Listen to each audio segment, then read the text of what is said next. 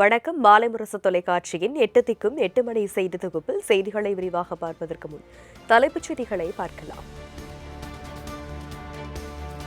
KN Nehru தலைமையில் திருச்சியில் பிரம்மாண்டமாக நடந்த 12வது திமுக மாநில மாநாடு.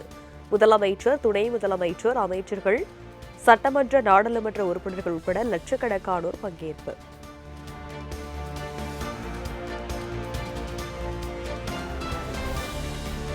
திமுக மாநில மாநாட்டு வருகை தந்த முதலமைச்சர் மு.க.ஸ்டாலினுக்கு தொண்டர்கள் உற்சாக வரவேற்பு.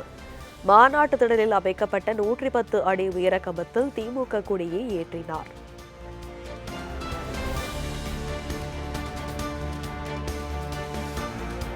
திமுக மாநில மாநாட்டு திடலில் ராம்ப் வாக் செய்த முதலமைச்சர் மு.க.ஸ்டாலின் இருபுறமும் கருப்பு சிவப்பு துண்டை வீசி ஆரவாரம் செய்த திமுக தொண்டர்கள்.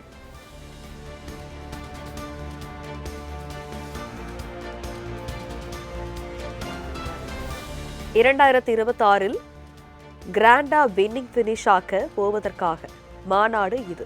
திருச்சி திமுக மாநில மாநாட்டில் முதலமைச்சர் மு.க.ஸ்டாலின் பேச்சு.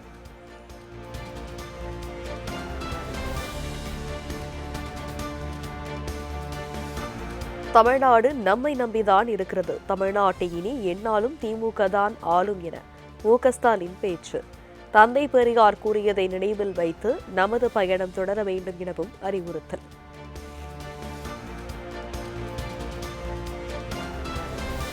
திமுகவின் திட்டங்களால் பயன்பெற்ற மக்கள் வாக்களித்தாலே 200 தொகுதிகளில் திமுக வெல்லும். முதலமைச்சர் மு.க.ஸ்டாலின் உறுதி.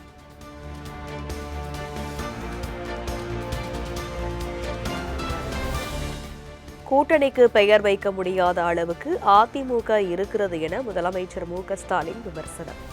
என்டிஏ கூட்டணி தமிழ்நாட்டு செய்தது என்ன எனவும் சரமாரி கேள்வி.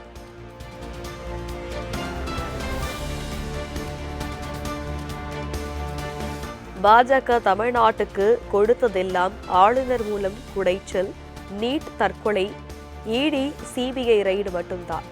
நமக்கு நோ சொன்ன டப்பா என்ஜின், டபுள் என்ஜினுக்கு தமிழ்நாடு எப்போதும் நோதான் சொல்லும் என முதலமைச்சர் ஆவேசம். என்ன தெரியுமா? ஆளுநர் மூலமாக குடைச்சல், மாணவர்களின் உயிரோடு விளையாடக்கூடிய நீட் தேர்வு, இந்தி திணிப்பு, மிரட்டி பார்க்க ரெய்டுகள், நோ சொல்லக்கூடிய, நமக்கு கொடுப்பதெல்லாம் கேட்பதையெல்லாம் நோ என்று சொல்லக்கூடிய என்டிஏவுக்கு தமிழ்நாடு நோ தான் சொல்லும். இங்க உங்களுக்கு எப்பவும் நோ என்ட்ரி தான். உங்க டப்பா என்ஜினுக்கு தமிழ்நாடு எப்பவுமே நோ என்ட்ரி தான் சொல்லும்.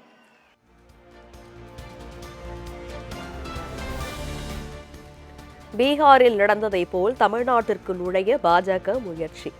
எத்தனை ஏவல் அமைப்புகளை ஏவிவிட்டாலும் தமிழ்நாட்டில் உங்க பாட்ஷா பலிக்காது என முதலமைச்சர் திட்டவட்டம்.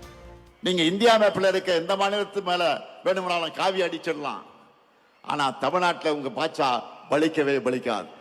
நடக்க இருக்கிற தேர்தல் திமுக வெர்சஸ் என்டிஏ கிடையாது, தமிழ்நாடு வெர்சஸ் என்டிஏ. இன்னும் எளிமையா சொல்லணும்னா, வெல்லப்போவது தமிழ்நாடு அணியா டெல்லி அணியா என்பதுதான் 2026 தேர்தல்.